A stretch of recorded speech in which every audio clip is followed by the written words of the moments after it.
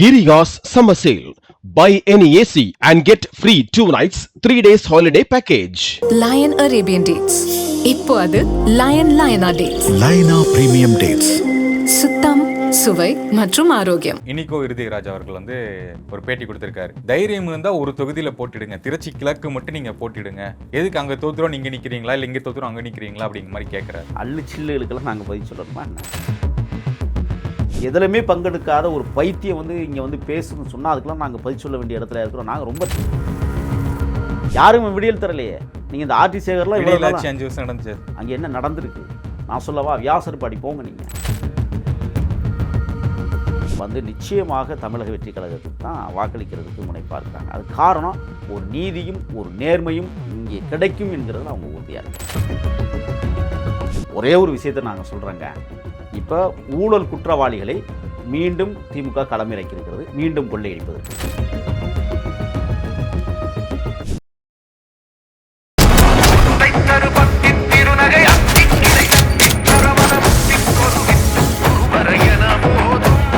அண்ணா வணக்கம்ண்ணா. வணக்கம். இப்போது விஜய் அவர்கள் 2 தொகுதி போட்டிடுறார், ஒன்று பெரம்பூர், ஒன்று திருச்சி கிழக்கு. திருச்சி கிழக்கில் நிற்கக்கூடிய திமுக வேட்பாளர் இனிகோ இருதயராஜ் அவர்கள் வந்து ஒரு பேட்டி கொடுத்துருக்காரு. தைரியம் இருந்தால் ஒரு தொகுதியில் போட்டிடுங்க, திருச்சி கிழக்கு மட்டும் நீங்கள் போட்டிடுங்க, பார்த்துக்கலாம், எதுக்கு அங்கே தோத்துறோம் நீங்கள் நிற்கிறீங்களா இல்லை இங்கே தோத்துறோம் அங்கே நிற்கிறீங்களா அப்படிங்கிற மாதிரி கேட்குறாரு. உங்களுடைய பதில்? அள்ளு சில்லுகளுக்கெல்லாம் நாங்கள் பதில் சொல்லணுமா என்ன? இனிகோ இருதயராஜா என்ன செஞ்சுருக்கிறாருன்னு கேளுங்க. தொகுதி என்ன வெங்காயத்தை நீ பண்ணி கொடுத்தாங்க, மக்களுக்கு என்ன செஞ்சுருக்கிற, அங்கே இருக்கிற கிறித்தவர்களுக்கு நீங்கள் என்ன பண்ணியிருக்கிறீங்க? ஒரு வெண்ணையையும் பண்ணாமல் வந்து வெற்று வார்த்தை பேசுகிறது எங்கள்கிட்ட ஆகாது. அவர் வயசில் என்னோட மூத்தவர்னு நினைக்கிறேன், அதனால் மரியாதை கொடுக்க வேண்டியதாக இருக்குது. எங்கள் தலைவர் எத்தனை இடத்துலன்னா உனக்கு ஏன் பல்லு குத்துதுங்கிறேன். உனக்கு உள்ளே மாட்டிக்கிச்சா? குச்சி எடுத்து குத்தி தான் ஆகணும்னா குத்திக்கோ. நான் ஒன்றே ஒன்று சொல்கிறேங்க, எங்கள் தலைவர் அங்கேயும் ஜெயிக்கிறார் இங்கேயும் ஜெயிக்கிறார், அதில் மாற்றமே இல்லை. வெற்றி பெற போகுது எங்கள் தலைவர் தான். அவருக்கு இன்றைக்கி வயிற்று வலின்னா நல்ல மருத்துவரை பார்த்து போய் பார்க்க சொல்லுங்கள், அதுக்கு நாங்கள் பொறுப்பாக முடியாது. ரெண்டுலேயுமே வெற்றி பெற போகுது எங்கள் தலைவர். இனிகோ இருதயராஜ் டெபாசிட் வாங்குவாரான்னு கேட்க சொல்லுங்கள், கேட்டு சொல்லுங்கள். எனக்கு நீங்கள் டெபாசிட் வாங்கினா நான் சவால் விடுறேன், அவர் டெபாசிட் வாங்கிட்டாரா? ஏற்கனவே நீ 5 ஆண்டுகள் என்ன பண்ணியிருக்கிறீங்க, என்ன செஞ்சுருக்கிறீங்க, அந்த மக்களுக்காக என்ன கடமையாற்றி இருக்கிறீங்க, அந்த மக்களுடைய துன்பங்களில் துயரங்களில் பங்கெடுத்துருக்கிறீங்களா? எதுலையுமே பங்கெடுக்காத ஒரு பைத்தியம் வந்து இங்கே வந்து பேசுன்னு சொன்னால் அதுக்கெல்லாம் நாங்கள் பதில் சொல்ல வேண்டிய இடத்துல இருக்கிறோம். நாங்கள் ரொம்ப தெளிவானவர்கள், தெளிந்த நீரோடை. நீங்கள் அவன் குடகுல தோன்றுகிற காவிரி வந்து பார்த்துருக்கிறீங்களா? தண்ணியை செந்நிறத்தில் தான் வரும் அங்கேருந்து, ஆனால் திருச்சிட்ட வரும்போது தெளிந்த நீரோடையாக வரும். அப்படி தான் திருச்சியை நோக்கி வருகிற எங்கள் தலைவர் தெளிந்த நீரோடையாக வந்து கொண்டிருக்கிறார். இனிகோ இருதயராஜுக்கெல்லாம் நாங்கள் பதில் சொல்ல வேண்டிய அவசியம் இல்லை. களத்தில் நின்னா நில்லு, நிக்காடி போ, தோக்க போகிறது நீ, நாங்கள் இல்லை. அதனால் நாங்கள் ரொம்ப தெளிவாக இருக்கோம். ஓகே, இப்போ பெரம்பூர் எடுத்துக்கிட்டோம்னா விஜய் அவர்கள் டிஎம்கே சார்பாக ஆர்டி சேகர் அவர்கள், நாம் தமிழர் சார்பாக வெற்றி தமிழன் வெற்றி போட்டிருக்காங்க. அதிமுக சார்பாக பிஎம்கே கேண்டிடேட் எடுத்துங்க, இன்னும் அனௌன்ஸ் பண்ணல. ஆர்டி சேகர் அவர்கள் வந்து ஆல்ரெடி 2 டைம் ஜெயிச்சிருக்காரு. 2019 நாடாளுமன்ற தேர்தலும் இப்போ எம்எல்ஏவாக இருக்காரு. ஒரு ஹேட்ரிக் அடிப்பாரா அப்படிங்கிற கேள்வி இருக்கு. அதிக வாக்கு சதவீதம் வாங்கி ஜெயிச்சிருக்காரு. என்ன ஆகும்னு நினைக்கிறீங்க? இல்லை, ஆண்பனைகள் ஒரு நாள் நொங்கு விடாது, தெரியுதானே உங்களுக்கு? ஆண்பனைகள் எதுவும் நொங்கு விடாது. அப்படித்தான் ஆர்டி சேகரம் இந்த ஆண்டு பலிக்காது. அது அதெல்லாம் வந்து நீங்கள் திமுக கோட்டை அப்படிங்கிறதெல்லாம் பெரிய ஓட்டை விழுந்துருச்சு இப்போ பெரம்பூரில். ஏன் என்றால் கருப்பர் நகரத்தின் தங்க தலைவன் அண்ணன் ஆம்ஸ்ட்ராங் பிறந்த புண்ணிய தேசம். அவர் ஓடி ஆடி விளையாண்ட மண் அது. இன்னும் சொல்ல போனால் தன் உயிரையும் விட்ட மண். அவருடைய மரணத்திற்கு நீதி கேட்கிற பெரும் இயக்கம் தமிழக வெற்றி கழகம். அதில் இருக்கிற ஒரு மாநில நிர்வாகி நான் தொடர்ந்து அந்த படுகொலைக்கு எதிராக நின்று கொண்டிருக்கிறேன். ஆக அண்ணன் ஆம்ஸ்ட்ராங்கை படுகொலை செய்த கும்பல் தான் திமுக கும்பல். அந்த கும்பலுக்கு எப்படி அந்த மக்கள் வாக்களிப்பாங்க? ஒரு தங்க தலைவனை தாளாற்றுகிற இடத்தில் வைத்து தாளாட்டாமல் மரணத்தை பரிசாக கொடுக்கிறார்கள் என்றால் ஒருபோதும் இவர்கள் வெற்றி பெற முடியாது. ஆக பெரம்பூர் தொகுதி அண்ணன் ஆம்ஸ்ட்ராங்குடைய கனவு தொகுதி. அந்த கனவு தொகுதியில் எங்கள் தலைவர் எளிதாக வெற்றி பெறப் போகிறார். காரணம் என்னென்னா, நீங்கள் அதிமுகவில் அன்னி போய் கூட்டணி சேர்ந்துட்டாங்க அப்படிங்கிறதுக்காகலாம் அண்ணனுடைய ஆதரவாளர்கள் வந்து ஏடிஎம்கேக்கு ஓட்டு போட்டுருக்க மாட்டாங்க. இல்லை, அவங்க பக்கத்தில் திருவிக்கா நகர் தான் நிற்கிறாங்க. இப்போ திருவிக்கா நகரில் அவங்க நின்னாலும் அவங்க மோதுறாங்க, அவங்களுடைய செல்வாக்கை வச்சு மோதுறாங்க. இன்னொன்று, அண்ணனுடைய உழைப்பிற்கு அவங்களுக்கு உரிய மரியாதையை மக்கள் கொடுப்பாங்க. நான் அதை வந்து அதுக்குள்ள நான் நுழைய விரும்பலை. எங்களுக்கு எங்கள் தலைவர் பெரம்பூர் தொகுதியில் என்ன செய்ய போகிறார் அப்படிங்கிற நாங்கள் என்ன கேட்குறேன்னா, இல்லை இப்போ உங்களுக்கு தாவேக்கா வரக்கூடிய வாக்கு விஜய் அவர்களுக்காகவும் தாவேக்காக தானே வரும். ஆமாம், ஆம்ஸ்ட்ராங் சப்போர்ட் பண்ணி எப்படி வாக்குகள் இங்கே வரும்னு சொல்கிறீங்க. நீங்கள் என்ன தாவேக்கா என்ன பண்ணிருச்சு ஆம்ஸ்ட்ராங் அவர்கள்? இல்லை, நீங்கள் ஒரு விஷயம், நான் தாவேக்கா தானே, ஒரு மாநில நிர்வாகி தானே, அண்ணன் வளர்த்த பிள்ளை தானே. ஆனால் அண்ணனுடைய மரணத்தை தோல் உரித்திருக்கிறேன். நான் பேசி நீங்க சரி சார், மத்தவங்க என்ன சார் பண்ணிருக்காங்க? தாவேகா சார்பா என்ன பண்ணிருக்காங்க? தாவேகா சார்பில் ஒரே ஒரு ஆழ்ந்த இரங்கலை அண்ணனுக்கு தெரிவித்தது மட்டும் இல்லை, இந்த காயை யார் கொலை பண்ணதுன்னு எல்லாருக்கும் தெரியும். திமுக கும்பலும் காங்கிரஸ் தலைவர் இப்போ செல்வ பெருந்தகை தான் கொலை பண்ணாங்கன்னு நான் சொல்லலை, பல ஊடகங்கள் பேசிடுச்சு.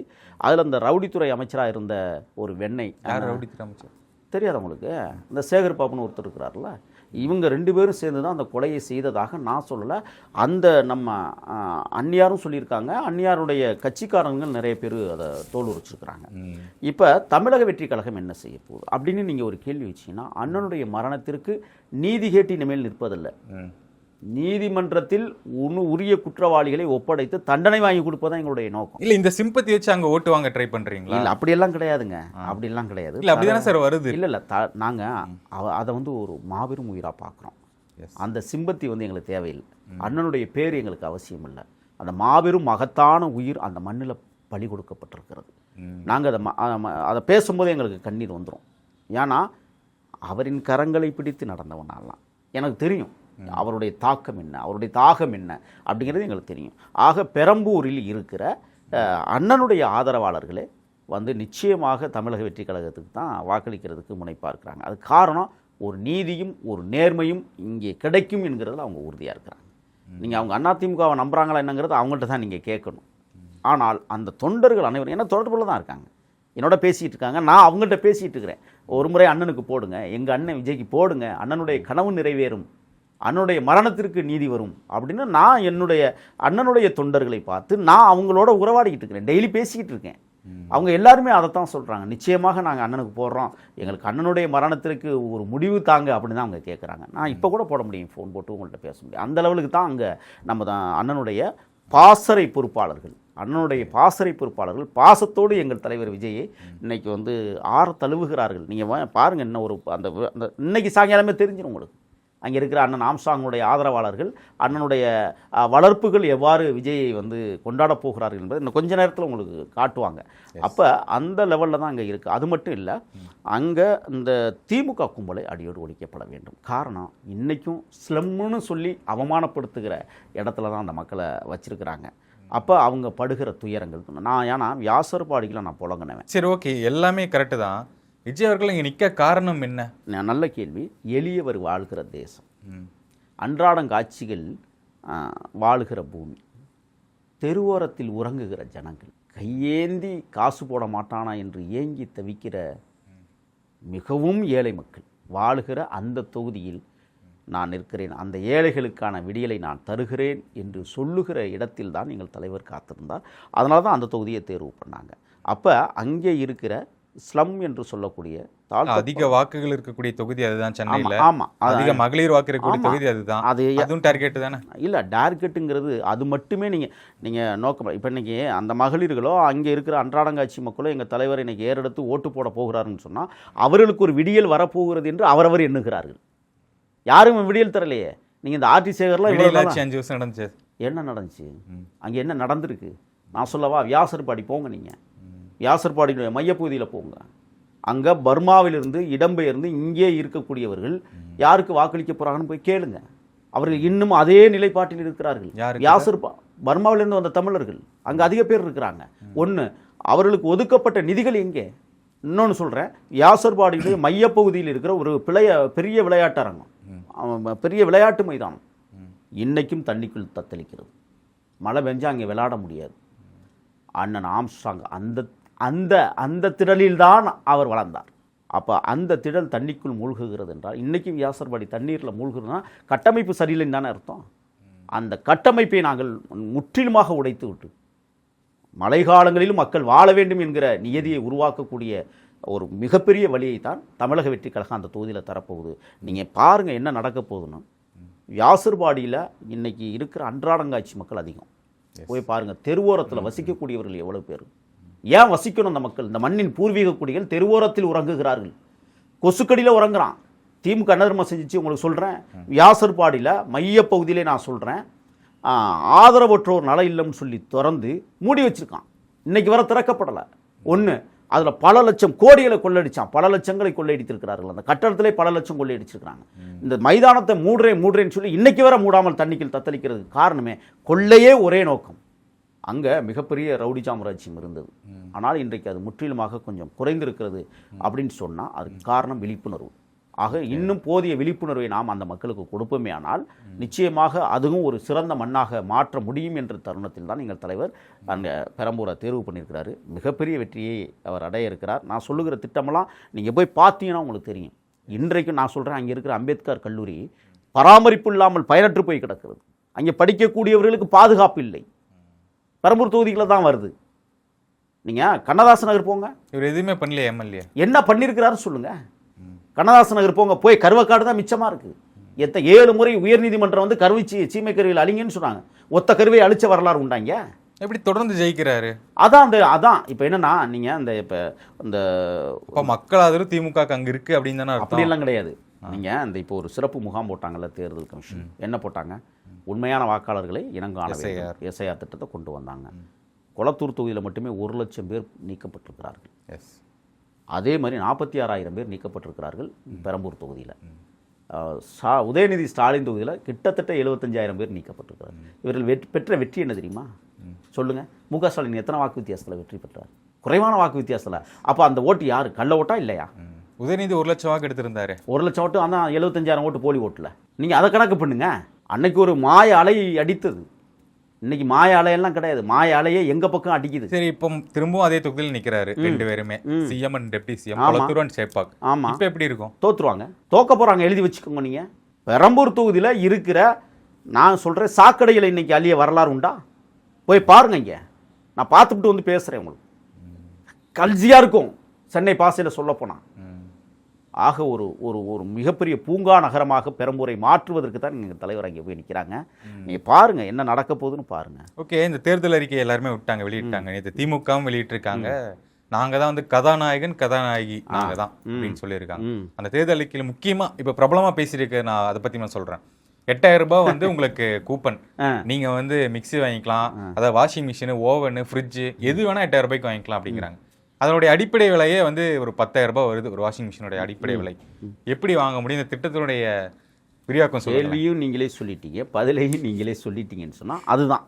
வேற 8,000 என்ன செய்ய முடியும்? மக்கள் கேட்கறாங்களே. மக்கள் கேட்பாங்க தான். நீங்க இப்ப 20 ரூபா கூப்பன் கொடுத்தாங்கல்ல ஆர்கே நகர்ல, யார் கொடுத்தாங்க?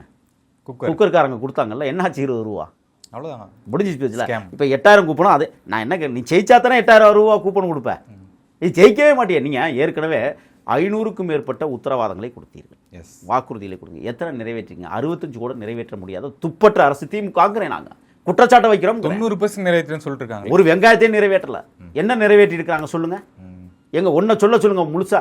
நான் என்ன கேட்கிறேன்னா, எல்லாம் சாதிக்கு ஒரு சுடுகாடு இருக்கே சமத்துவம் பேசுறாங்களே, அது தேர்தல் அறிக்கையில் உங்களால சொல்ல முடிஞ்சதா? நான் கேட்கிறேன். விஜய் வந்துட்டாரு, அதை மாத்திர முடியும். டாஸ்மார்க் பல வருஷமா அது அப்படிதானே இருக்கு. விஜய் வந்துட்டு அதை மாத்திடுவாங்க. அதான் பிறப்புக்கும் எல்லாம் இருக்கும். கட்டமைப்பே மாற்ற போறோம்னு நினைக்கிறேன் சொல்றோம். நாங்க நேற்று தேர்தல் அறிக்கையில் என்ன சொல்றாரு? போதை இல்லாத மாநிலமாக நாங்கள் உருவாக்குவோம் சொல்லிட்டாரு. அப்படின்னா என்ன? சாராய கடையில இருக்காது. இல்ல அதெல்லாம் கரெக்ட். இப்ப நடைமுறையில இப்ப சாதியல் ரீதியா பிரிக்கிறது அந்த மாதிரி பண்றது அதெல்லாம் சாத்தியமா? நீங்க அதை வச்சு ஓட்டே இப்போ வாங்குறாங்க. நாங்க அப்படி நிறுத்தல, எந்த வேட்பாளரையும் சாதி பார்த்து நிறுத்தல. அது தெரியுமா உங்களுக்கு? தனித்தொகுதியில் வேற வழியே இல்லை. மிகவும் தாழ்த்தப்படுத்தப்பட்ட மக்களை தான் நிப்பாட்ட முடியும், உயர்ஜாதியினர் அங்கே நிப்பாட்ட முடியாது. ஆனால் எங்க கட்சியில் நீங்க இப்ப பாருங்க, சவால் விட்டு பட்டுக்கோட்டை வேட்பாளர் யாரு? ஒரு தாழ்த்தப்படுத்தப்பட்ட சமூகத்திலிருந்து பொது தொகுதியில் நிறுத்தியிருக்கிறார் என்றால் இதுதான் பிறப்புக்கும் எல்லா உரிமை. திமுக செய்யுமா? அதை எங்க செய்யட்டும், சவால் விடுறோம். ஒரு தொகுதி வேட்பாளர் அந்த மாதிரி மாத்திருக்காங்களா? இல்ல. இப்போ திமுகவுமே அவங்க வேட்பாளர்கள் வந்து நிறைய பேத்துக்கு அந்த மைனஸ்லாம் இருந்துச்சுல்ல, எல்லாத்தையும் தூக்கிட்டு இப்ப போட்டிருக்காங்க. அதெல்லாம் பாக்குறீங்க நீங்க? இல்ல, மைனஸ்ல அவன் கப்பம் கட்டல. நீங்க கப்பம் கட்டினவனுக்கு தான் பதவி. இப்ப ஒண்ணு இல்ல, சில பேர் இந்த ஸ்கேம்ல மாட்டினவங்களை எல்லாம் எடுத்துட்டு இப்ப போட்டிருக்காங்க. இல்ல, அதுதான் நான் சொல்றேன். இப்ப மனோ தங்கராஜ் வந்து கோடிக்கணக்கில் பல லட்சம் கோடிகளை கொள்ளையடித்தார். கப்பம் கட்டல. இங்க தலைமைக்கு முக ஸ்டாலினுக்கு கப்பம் கட்டல, அதனால இன்னைக்கு அவருக்கு பதவி இல்லை. நீங்க அப்படித்தான் எடுத்துக்கணும். கப்பங்கட்ட நான் என்ன சொல்றேன்னா, 1020 கோடி ரூபாய் ஊழல் குற்றச்சாட்டு உள்ள கே நேருவுக்கு ஏன் சீட்டு திருப்பி? சொந்த தொகுதியில் நின்று தோத்து போவான்னு தெரிஞ்சு ஏன் செந்தில் பாலாஜியை கொண்டு கோவையில் நிப்பாட்டணும்? குற்றவாளிகள் எல்லாம் மீண்டும் அவரு தான் வந்துட்டு கொங்கு மண்டலத்தில், அதாவது கோவையில் வந்து அதிமுகவே இருக்கு, அதை நான் உடைக்கிறேன் அப்படின்ட்டு வாங்கிட்டு போயிருக்காருலாம் சொல்றாங்க. அதெல்லாம் பிராடு, அற்று பிராடு. என்ன அவ்வளோ பெரிய சாம்பவனா என்ன? நான் கேட்குறேன். சும்மா சில்லுகள். ஒரே ஒரு விஷயத்தை நாங்கள் சொல்கிறேங்க, இப்போ ஊழல் குற்றவாளிகளை மீண்டும் திமுக களமிறக்கியிருக்கிறது, மீண்டும் கொள்ளையடிப்பதற்கு. கொள்ளையடித்து கொடுக்காதவர்களுக்கு சீட்டு இல்லை. எங்கள் கட்சியில் அப்படி இல்லையே. தாடி ஓட்டுநர் வேட்பாளர், விவசாயி வேட்பாளர், உழைக்கும் வர்க்கத்தை சார்ந்தவர்களுக்கு வேட்பாளர், நண்பருக்கு சொல்லப்போனால் நண்பருக்கு, தன் கூட பணியாற்றுகிறவருக்கு, பிள்ளைக்கு, இப்படி ஒரு தருணத்தை எங்கள் தலைவர் உருவாக்கி இருக்கிறார் என்றால் அதான் பிறப்புக்கும் எல்லா உயிருக்கும். ஓகே, இறுதி வரைய கேள்வி, 26 தேர்தல் என்ன நடக்க போகுது? தமிழக வெற்றி கழகம் ஆட்சி அமைக்கப் போகிறது. நேர்காணல் மிக்க நன்றி. நன்றி.